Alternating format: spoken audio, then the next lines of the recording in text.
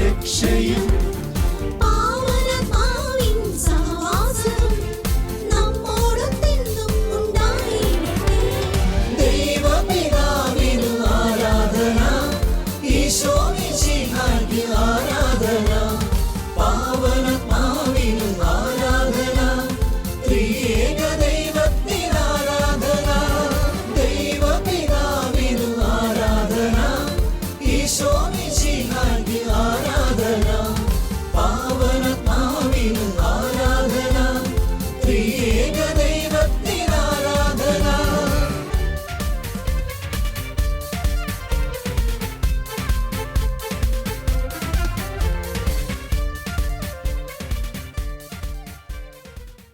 കർത്താവിൽ ആനന്ദിക്കുക, അവിടുന്ന് നിൻ്റെ ആഗ്രഹങ്ങൾ സാധിച്ചു തരും.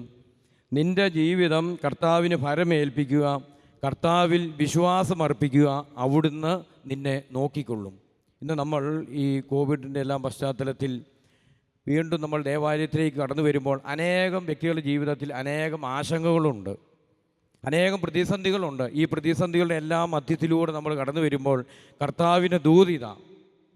കർത്താവിൻ്റെ ദൂത് നമ്മോട് പറയുക, കർത്താവിൽ നീ ആനന്ദിക്കണം, നിൻ്റെ ആഗ്രഹങ്ങൾ നീ കർത്താവിന് സമർപ്പിക്കുക, അവിടുന്ന് നിന്നെ നോക്കിക്കൊള്ളുമെന്ന് പറയുകയാണ്. അതിനെ ശുശ്രൂഷയ്ക്കെല്ലാം നമ്മൾ പ്രവേശിക്കുമ്പോൾ ആമുഖമായിട്ട് നമ്മുടെ ജീവിതത്തിൽ കർത്താവ് തരുന്ന പ്രധാനപ്പെട്ട ഒരു ബോധ്യം എന്ന് പറയുന്ന ഇതാണ്: നിൻ്റെ ജീവിതത്തിൽ നീ കർത്താവിനെ നോക്കണം, നിൻ്റെ ജീവിതത്തെ നീ കർത്താവിന് സമർപ്പിക്കണം. കർത്താവിന് സമർപ്പിക്കുകയും കർത്താവിൽ നോക്കുകയും ചെയ്യുന്ന ഒരു ജീവിതത്തെ കർത്താവ് എടുത്തുയർത്തും. ഈ കൊറോണ കാലഘട്ടത്തിൽ ഞാൻ ഓർക്കുന്നൊരു സംഭവമുണ്ട്. ഒരിക്കൽ ഈ കേരളത്തിന് വെളിയിലുള്ള ഒരു ചെറുപ്പക്കാരൻ, അദ്ദേഹം ഒരു അപ്പോയിൻമെൻ്റ് എന്നോട് ചോദിച്ചു, ഒരു ദിവസം വരട്ടെ, ഒന്ന് കാണാൻ വരട്ടെ എന്ന് ചോദിച്ചു. ഒരു മാസത്തിന് ശേഷമുള്ള ഒരു ടൈം ചോദിച്ചു. ഞാൻ പറഞ്ഞു വന്നോളാൻ പറഞ്ഞു. അങ്ങനെ ഒരു ഒരു 3 മണി സമയത്ത്, ഉച്ച കഴിഞ്ഞ സമയത്ത് ഇദ്ദേഹത്തിൻ്റെ ഒരു കൊച്ചുമായിട്ട് കടന്നു വന്നു. അദ്ദേഹം പറഞ്ഞ ഒരു പ്രധാനപ്പെട്ട സങ്കടം എന്ന് പറയുന്നത്, ഇദ്ദേഹത്തിൻ്റെ ജീവിതത്തിൽ IT മേഖല ജോലിയാണ്, നല്ല ശമ്പളമുണ്ട്, അതുപോലെ തന്നെ സ്വന്തമായ ബിസിനസ്സും നടത്തുന്നുണ്ട്, എല്ലാ കാര്യങ്ങളിലും സാമ്പത്തികമായ ഭദ്രതയുണ്ട്. എന്നാൽ ദാമ്പത്തിക ഭദ്രതയില്ല. വർക്ക് ഫ്രം ഹോം ആരംഭിച്ചു. അങ്ങനെ അതോടുകൂടി വീട്ടിൽ വന്നിരിക്കുന്ന സമയത്ത് നേരത്തെ തന്നെ പ്രശ്നമുണ്ട്, കല്യാണം കഴിഞ്ഞ സമയത്ത് തന്നെ പ്രശ്നങ്ങളുണ്ട്, എങ്കിലും അത് രൂക്ഷമായി. അദ്ദേഹം എന്നോട് പറയുകയാണ്, സങ്കടപ്പെട്ട് പറയുകയാണ്, ഏക മകനെ കൊണ്ടുവന്നിട്ട് പറയുകയാണ്, വിവാഹം കഴിഞ്ഞ നാളുകളിൽ ഏതാണ്ട് 5 വർഷത്തോളം ശരീരത്തെ തൊടിയിച്ചില്ല. ശരീരവുമായി ബന്ധപ്പെട്ട് അങ്ങനെ ഒരു ദാമ്പത്യ ധർമ്മമില്ല. എങ്കിലും ദൈവം തന്ന ജീവിത പങ്കാളിയാണ്, അതുകൊണ്ട് ഈ പങ്കാളിയെ ഉപേക്ഷിക്കാൻ ഇവൻ തയ്യാറായില്ല. വീട്ടിൽ ജോലി ആരംഭിച്ചു. പിന്നെ 1-2 പറഞ്ഞ് അങ്ങോട്ട് പ്രശ്നമായി, വഴക്കായി. അങ്ങനെ അവൾ പിണങ്ങി അവളുടെ വീട്ടിലേക്ക് പോയി. ഇവനാണെങ്കിൽ ഇവളെ ഉപേക്ഷിക്കാൻ ഒരു താല്പര്യവും ഇല്ല. ഇവൻ പറഞ്ഞ 5 വർഷത്തിന് ശേഷം അങ്ങനെ ഇവൾ ഒരിക്കൽ സംഭവിച്ചു. അങ്ങനെ ഒരു കുട്ടിയുണ്ടായി, ആ കുട്ടിയായി ഇതെന്ന് പറഞ്ഞു. പിന്നെ ഏതാണ്ട് ഒരു 5 വർഷം കൂടി കഴിഞ്ഞു. പിന്നെ ശരീരത്തെ തൊടിയിച്ചിട്ടില്ല, ദാമ്പത്യ ജീവിതമൊന്നും അങ്ങനെയൊന്നുമില്ല, ജീവിച്ചു പോകുന്നു മാത്രം. പക്ഷേ ഇവൻ്റെ ഭാര്യയും കൊച്ചിനെ ഉപേക്ഷിക്കാൻ തയ്യാറല്ല. ഇവൾ പിണങ്ങി ഇവളുടെ വീട്ടിലേക്ക് പോയി. അതുകൊണ്ട് ഇവൻ എൻ്റെ അടുത്ത് വന്ന് പറഞ്ഞൊരു കാര്യം ഇതാണ്: അച്ഛൻ ഈ കാര്യത്തിൽ ഇടപെട്ട് അച്ഛൻ ഇവളുമായി ഒരു സ്നേഹത്തിൽ കൂട്ടായ്മയിൽ പോകാനുള്ള കാര്യങ്ങൾ ക്രമീകരിച്ചു തരണം.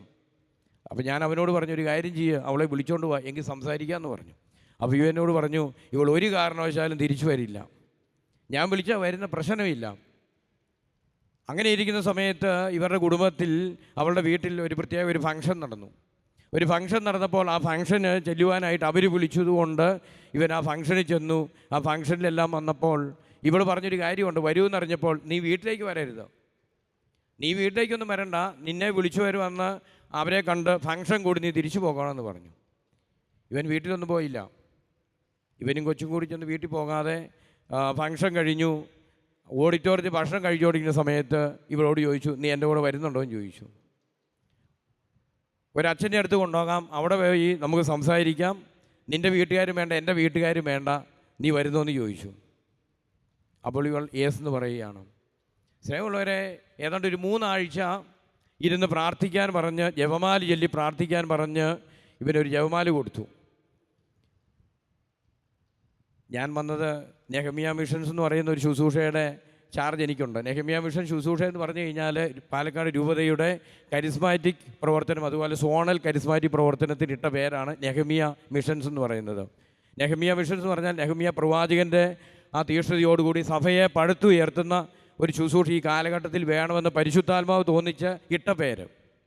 അപ്പോൾ ഈ നെഹമ്യാ മിഷൻ ശുശ്രൂഷയിൽ പരിശുദ്ധാത്മാവ് നൽകിയ ഒരു പ്രത്യേകമായ ഒരു ചിന്ത, ഒരു ബോധ്യം തന്ന് പറഞ്ഞിട്ട് തുടങ്ങിയ ഒരു ശുശ്രൂഷയാണ് പ്രാർത്ഥിച്ച് ജപമാല കെട്ടിക്കൊടുക്കുന്ന ഒരു ശുശ്രൂഷയുണ്ട്. അതിൽപ്പെട്ടൊരു ജപമാല ഇത്. അപ്പോൾ ഇങ്ങനെ കൊന്ത ചൊല്ലിക്കൊണ്ട് ജപമാല കെട്ടി ഒരുക്കുന്ന ശുശ്രൂഷയിലുള്ള ഈ കൊന്ത കൊടുത്തു കഴിയുമ്പോൾ അനേകം അത്ഭുതങ്ങൾ നടക്കാറുണ്ട്. അപ്പം ഞാൻ ഈ ചെറുപ്പക്കാരനിൽ ഈ പ്രാർത്ഥിച്ച് കെട്ടിയ ജപമാല കൊടുത്തിട്ട് പറഞ്ഞു, ഇതുകൊണ്ടോ ഇനി ഒരു 3 ആഴ്ച പ്രാർത്ഥിക്കുക, അപ്പോൾ അവൾ തിരിച്ചു വരാൻ ഇവിടെ വന്ന് സംസാരിക്കാനായിട്ടുള്ള എല്ലാ സാഹചര്യവും ഒരുക്കി തരുമെന്ന് പറഞ്ഞു.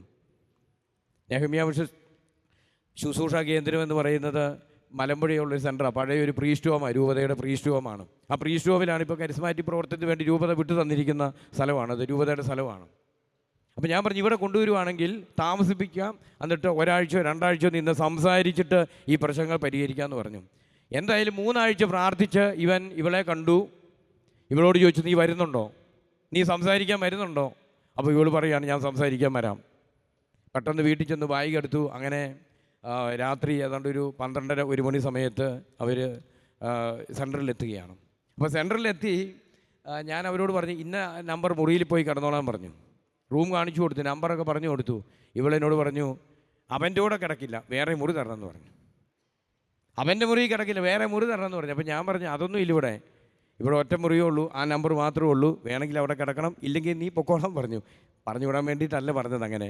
പക്ഷേ അവളോട് അത്ര ഒരു ധാർഷ്ട്യത്തോടു കൂടി ഇവൾ സംസാരിക്കുന്നത്. അതുകൊണ്ട് പറഞ്ഞു, ഈ മുറിയല്ലാതെ വേറെ മുറിയില്ല, അല്ലെങ്കിൽ പൊക്കോളാൻ പറഞ്ഞു. എന്തായാലും ഇവൾ അവിടെ പോയി. പിറ്റേ ദിവസം 6:30 കുർബാനയുണ്ട്, വരണമെന്ന് പറഞ്ഞു. അങ്ങനെ കുർബാന സമയത്ത് എഴുന്നേറ്റ് വന്നു. ഇവർ 3 പേരും വന്നു. ആ കുർബാനയെല്ലാം ആരംഭിച്ചു. കുർബാനയെല്ലാം കഴിഞ്ഞ് 8:30 ആദ്യത്തെ സെഷൻ ആരംഭിച്ചു. 2-3 സെഷൻ നടക്കുമ്പോൾ അടിക്കാനായിട്ട് ഏറ്റു വരികയാണ് ഇവിടെ. ഭയങ്കര ഒച്ചയും ബഹളം, സെൻറ്റർ മുഴുവൻ ആരൊക്കെ എവിടെ ഉണ്ടെങ്കിൽ അതെല്ലാം കേൾക്കാം, ഇവരുടെ ഈ വഴക്കും വൈരാഗ്യവും വിദ്വേഷം മുഴുവൻ.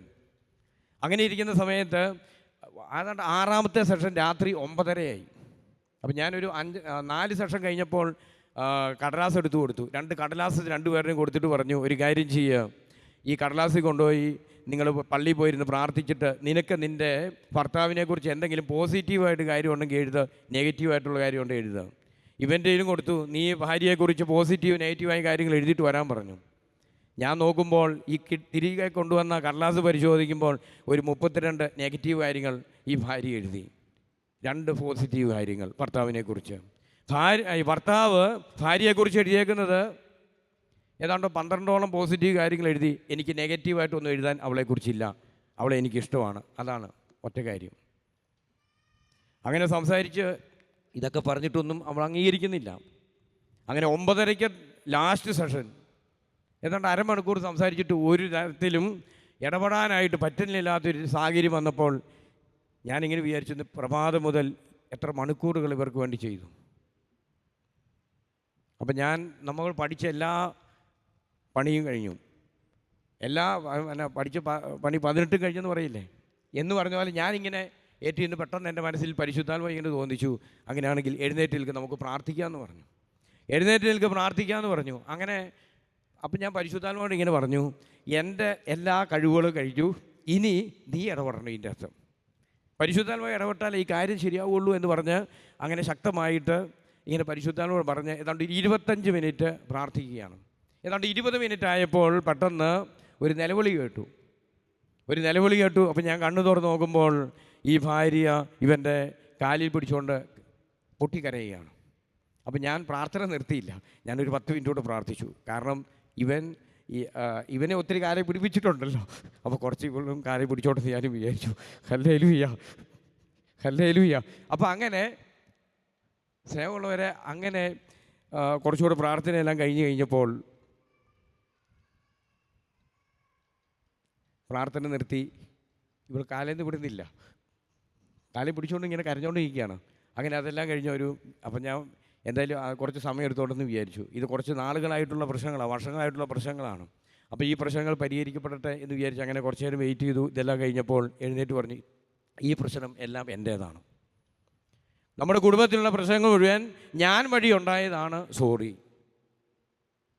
അപ്പോൾ അങ്ങനെ ആ പ്രശ്നങ്ങൾ അവിടെ പരിഹരിക്കപ്പെടുകയാണ്. പരിഹരിക്കപ്പെട്ട് കഴിഞ്ഞപ്പോൾ ഇപ്പം ആ സമയത്ത് ഇവൾക്ക് 40 വയസ്സായി. 40 വയസ്സായി.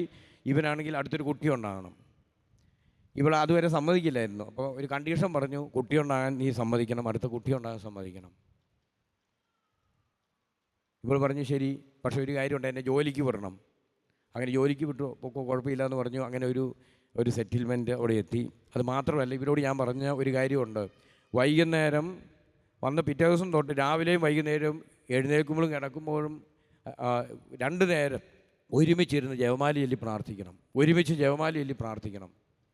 തിരിച്ച് അവരുടെ നാട്ടിലെത്തിയപ്പോൾ കൊറോണ കാലഘട്ടമാണ്. അത്യാവശ്യം പള്ളികളിലേക്ക് പോകാനായിട്ടുള്ള സാഹചര്യങ്ങളുണ്ട്. ഈ സാഹചര്യങ്ങളിൽ ഇവരോട് പറഞ്ഞു, രാവിലെ എഴുന്നേറ്റ് കൊന്ത ചെല്ലണം, പള്ളിയിൽ പോകണം, തിരിച്ചു വരണം, ജോലി ചെയ്യണം. അതെല്ലാം കഴിഞ്ഞ് വൈകുന്നേരം നടക്കാൻ പോകണം. വല്ല കഫേയിൽ വേണേൽ കയറിക്കോ, ഹോട്ടലിൽ വേണേൽ കയറിക്കോ. തിരിച്ചു വരുമ്പോൾ 3 പേരുടെ ഒരുമിച്ചൊരു കൊന്ത, കിടക്കാൻ നേരത്ത് വേറൊരു കൊന്ത, അത് കഴിഞ്ഞ് ബൈബിൾ വായിക്കണം എന്ന് പറഞ്ഞു. എന്തായാലും ഇവർ ഇതനുസരിച്ചു. ഏതാണ്ട് 2-ാം മാസമായി കഴിഞ്ഞപ്പോൾ, 2 മാസം കഴിഞ്ഞപ്പോൾ ഇവർ വിളിച്ചിട്ട് എന്നോട് പറയാം, വീട്ടിൽ ടെസ്റ്റ് ചെയ്തു, 2ാമത്തെ കുട്ടി ഉദരത്തിൽ ഗർഭം ധരിക്കപ്പെട്ടു എന്ന് പറഞ്ഞു. എന്തായാലും ആ കുഞ്ഞ് പിന്നീട് 2ാമത്തെ ഒരു കുഞ്ഞിനെ നൽകി കർത്താവ് ആ കുടുംബത്തെ അനുഗ്രഹിക്കുകയാണ്. സ്നേഹമുള്ളവർ, ഞാനിവിടെ പറഞ്ഞു വരുന്നൊരു കാര്യം ഇതാണ്, ജീവിതത്തിൽ ആശങ്കകളും പ്രതിസന്ധികളും എല്ലാം കൂടിയ ഒരു കാലഘട്ടമാണ് ഈ കൊറോണ കാലഘട്ടമെന്ന് നമുക്കറിയാം.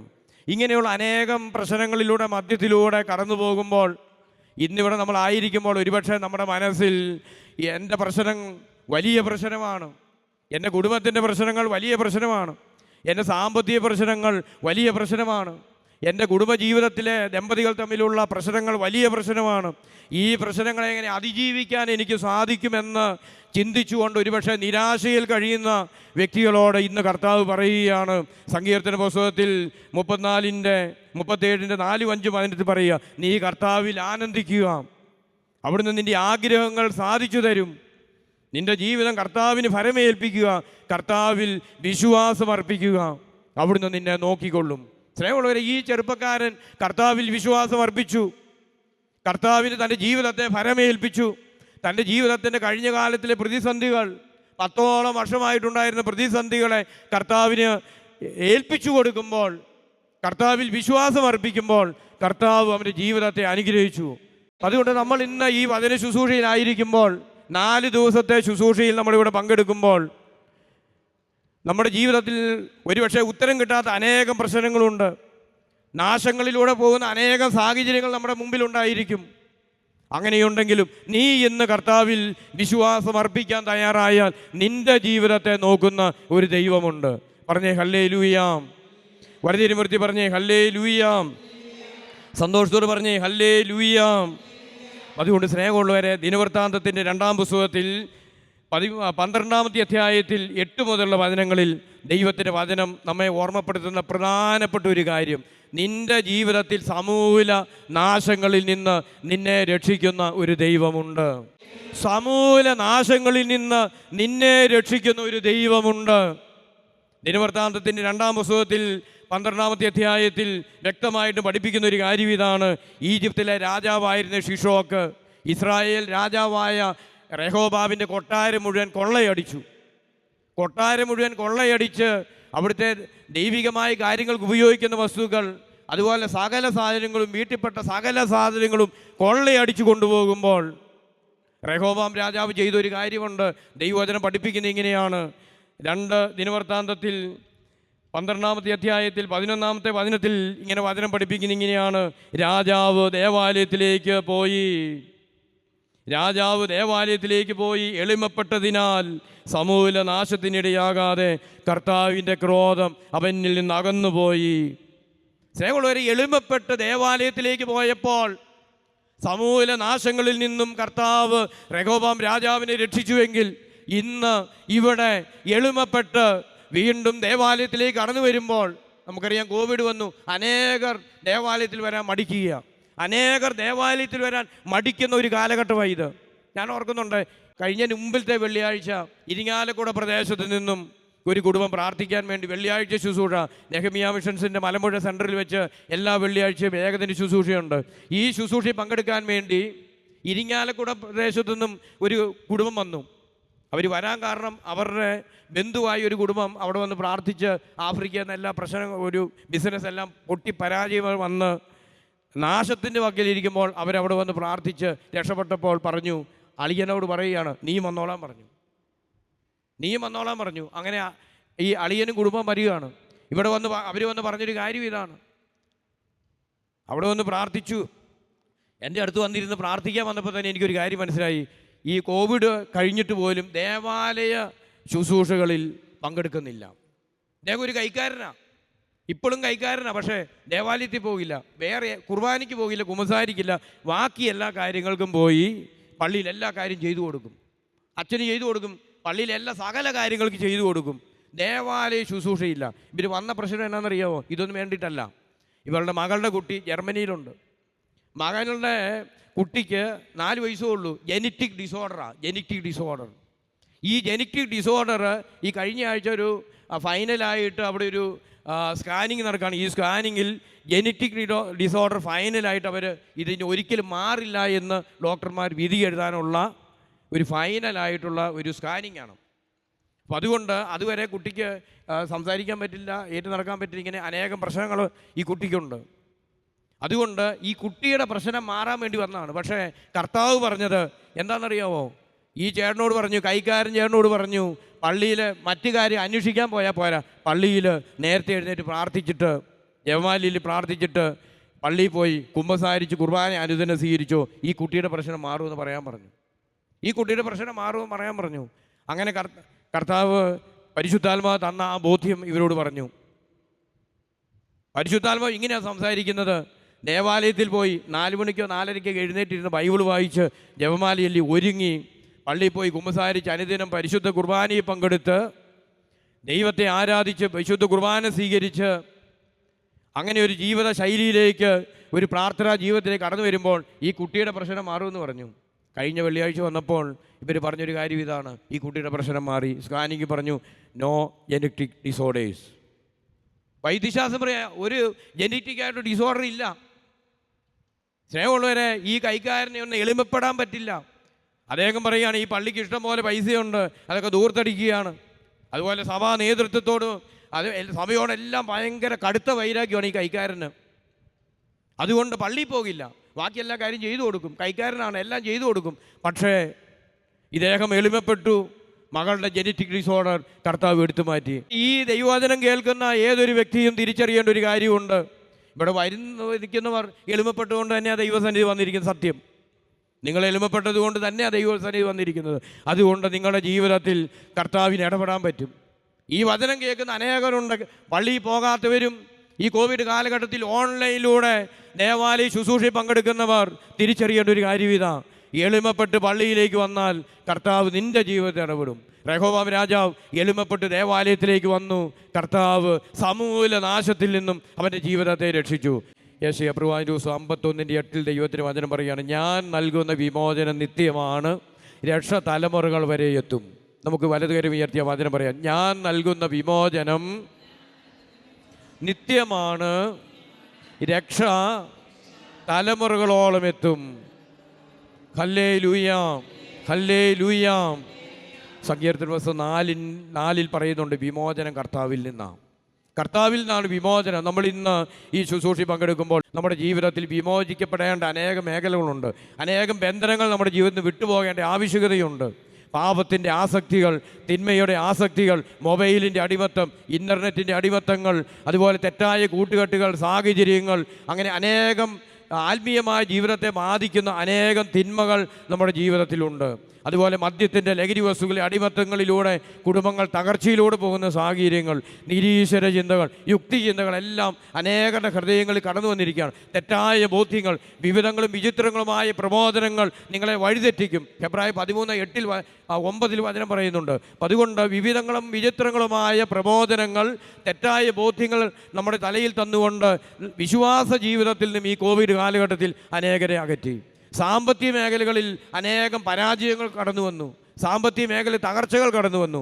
അതുപോലെ തന്നെ വ്യക്തിബന്ധങ്ങളിൽ, കുടുംബ ബന്ധങ്ങളിൽ, ഇങ്ങനെയുള്ള സകല തകർച്ചകളിലേക്കും ദൈവത്തിൻ്റെ ശക്തി, വിമോചനം കർത്താവിൽ നിന്ന് കടന്നു വരണം. തലമുറകളെ വിശുദ്ധീകരിക്കുന്ന കർത്താവിൻ്റെ ഈ വിശുദ്ധീകരണ ശുശ്രൂഷയിലേക്ക് നമുക്ക് കടന്നു വരാം. രണ്ട് കരങ്ങൾ ഉയർത്താം. രണ്ട് കരങ്ങൾ ഉയർത്തി നമ്മുടെ ജീവിതത്തിൻ്റെ പ്രശ്നങ്ങൾ, മാരക രോഗികൾക്ക് സൗഖ്യം കിട്ടണം, അതുപോലെ കടബാധ്യതകൾ, നിരാശയിൽ കടന്ന് കഴിയുന്ന വ്യക്തികൾ, പഠനമേഖല തടസ്സങ്ങൾ, അതുപോലെ ഉദ്യോഗം ലഭിക്കാത്ത സാഹചര്യങ്ങൾ, പലതരത്തിലുള്ള സാമ്പത്തിക പ്രതിസന്ധികളെല്ലാം യേശു നാമത്തിൽ വിട്ടുപോകാൻ എല്ലാം ആഗ്രഹിച്ചുകൊണ്ട് രണ്ട് കരങ്ങളും ഉയർത്തി നമ്മുടെ ജീവിതത്തെ ബാധിക്കുന്ന വ്യക്തി ജീവിതങ്ങളെയും കുടുംബജീവിതത്തെ എല്ലാം തകർത്ത് കളയുന്ന തിന്മയുടെ ശക്തികൾ, പൈശാചി ബന്ധനങ്ങൾ വിട്ടുപോകാൻ ആഗ്രഹിച്ചുകൊണ്ട് കരങ്ങൾ ഉയർത്തി ചേർന്ന് സ്തുതിച്ച് എല്ലാവരും ആരാധിക്കട്ടെ. Hallelujah, hallelujah. ആരാധന, ആരാധന, ആരാധന. കർത്താവായ യേശുവേ, കർത്താവായ യേശുവേ, അവിടുത്തെ നാമത്തിൻ്റെ ശക്തി ഇപ്പോൾ വ്യാപരിക്കട്ടെ. സങ്കീർത്തനം 105:3. കർത്താവേ, അങ്ങയുടെ വിശുദ്ധ നാമത്തിൽ ഞങ്ങൾ അഭിമാനം കൊള്ളുന്നു, അവിടുത്തെ വിശുദ്ധ നാമത്തിൽ ഞങ്ങൾ പ്രത്യാശ അർപ്പിക്കുന്നു. കർത്താവായ യേശുവേ, അവിടുത്തെ വിശുദ്ധ നാമത്തിൻ്റെ ശക്തിയാൽ ഈ ദൈവജനത്തെ ബന്ധിച്ചിരിക്കുന്ന തിന്മയുടെ എല്ലാ കെട്ടുകളും, പാപത്തിൻ്റെ കെട്ടുകൾ, ശാപത്തിൻ്റെ കെട്ടുകൾ, തലമുറകളായി കടന്നു വന്നിരിക്കുന്ന തിന്മയുടെ കെട്ടുകൾ, അന്ധകാര ശക്തികൾ, പൈശാചിക ബന്ധനങ്ങൾ, എല്ലാത്തരത്തിലുള്ള ആസക്തികൾ, തിന്മയിലേക്കുള്ള ചായ്ച്ചിലുകൾ, തഴക്കദോഷങ്ങൾ, ഇവയെല്ലാം, അതുപോലെ മാരക രോഗപീഠകൾ, കടബാധ്യതകൾ, കൃഷിനാശങ്ങൾ, ബിസിനസ് പരാജയങ്ങൾ, മക്കളുടെ പഠനമേഖല തടസ്സങ്ങൾ, ലഹരി വസ്തുക്കളുടെ അടിമത്തങ്ങളിലൂടെ തകർച്ചയിലായിരിക്കുന്ന കുടുംബങ്ങൾ, സകലരെയും സമൂല നാശത്തിലേക്ക് നയിക്കുന്ന തിന്മയുടെ ശക്തികളെ, അന്ധകാര ശക്തികളെ, തിന്മയുടെ എല്ലാ ബന്ധനങ്ങളെയും കർത്താവായ യേശുവിൻ്റെ അധികാരമുള്ള നാമത്തിൽ അഭിവന്ദി പിതാവിനോട് ചേർന്ന്, വികാരിച്ചനും കൊച്ചച്ചനോടും ചേർന്ന് ഈ ദൈവജനത്തെ ബന്ധിച്ച് പ്രാർത്ഥിക്കുന്നു. ഈ ദൈവത്തിലുമ്പോൾ ദൈവത്തിന് ശക്തി ആവരിക്കട്ടെ. സകല തിന്മകളിൽ നിന്നും വിടുതൽ ലഭിക്കട്ടെ. യേശുവിൻ്റെ നാമത്തിന് ശക്തി ആവരിക്കട്ടെ. ആകാശത്തിന് കീഴിൽ രക്ഷയ്ക്കായി നൽകപ്പെട്ട യേശുവിൻ്റെ നാമത്തിന് ശക്തി ഈ ദൈവജനത്തിന് മേൽ ഇപ്പോൾ വന്നു നിറയട്ടെ. എല്ലാ തിന്മയുടെ ആധിപത്യങ്ങളും അശുദ്ധികളും ഇപ്പോൾ ഈശോയുടെ നാമത്തിൽ നീങ്ങിപ്പോകട്ടെ. ത്രിയേക ദൈവത്തിന്റെ നാമത്തിൽ ആശീർവദിക്കുന്നു. ആമേൻ.